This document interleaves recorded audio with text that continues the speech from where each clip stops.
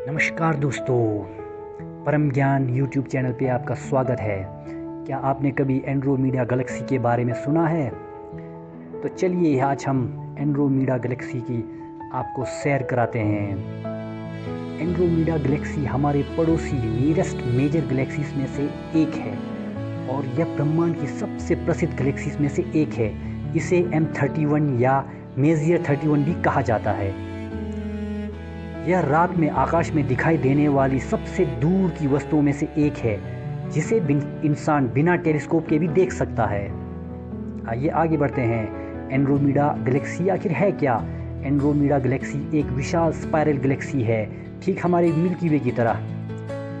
इसमें अरबों खरबों तारे, गैस, धूल, ब्लैक होल और शायद अरबों प्लैनेट्स भी मौजूद है।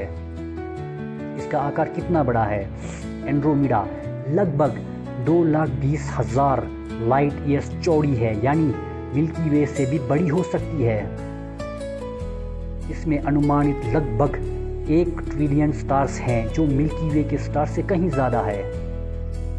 यह पृथ्वी से कितनी दूर है? एंड्रोमेडा लगभग 2.5 मिलियन लाइट ईयर्स दूर है। मतलब आज जो लाइट हम देख रहे हैं वह एंड्रोमेडा से 25 लाख साल पहले निकली थी। क्या इसे नेकेड आई से देखा जा सकता है? जवाब है बिल्कुल हाँ। अगर आसमान बिल्कुल डार्क हो, सिटी लाइट ना हो, मून लाइट कम हो, तो एंड्रोमेडा को हल्के धुंधले क्लाउड जैसी दिखाई देती है। इसकी शेप कैसी है? यह एक स्पाइरल गैलेक्सी है, जिसमें सेंटर ब्राइट होता है, स्पाइरल आर्म्स बाहर घूमते हैं और अरबों स्टार्स घूमते रहते हैं। एंड्रोमेडा के बीच में ब्राइट हिस्सा दिखता है, आखिर वो क्या है?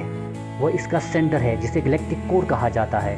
यहाँ बहुत स्टार्स टेंसाइल पैक्ड है, इंटेंस रेडिएशन होती है और सेंटर बहुत ब्राइट दिखता है। क्या एंड्रोमेडा में भी ब्लैक होल है? इसका जवाब है हाँ। इसके सेंटर में एक सुपर मैसिव ब्लैक होल मौजूद है। यह सूर्य के करोड़ों गुना ज़्यादा मैसिव है, आसपास के स्टार्स को ग्रेविटी से नियंत्रित करता है। एंड्रोमेडा इतनी चमकदार क्यों दिखाई देती है? इसका मुख्य कारण अरबों तारे, इसके सेंटर में स्टार्स बहुत ज़्यादा है, hot gas, high energy gas radiation पैदा करती है। क्या एंड्रोमेडा और मिल्की वे टकराएंगे? जवाब है हाँ। यह ब्रह्मांड की सबसे प्रसिद्ध फ्यूचर इवेंट में से एक है।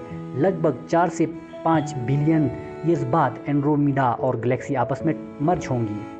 टकराने से क्या होगा? डरने वाली बात नहीं है, क्योंकि स्टार्स के बीच बहुत दूरी होती है। ज़्यादातर स्टार्स सीधे नहीं टकराएंगे, लेकिन गैलेक्सीज की शेप बदल जाएगी, नई जायंट गैलेक्सीज बन सकती है।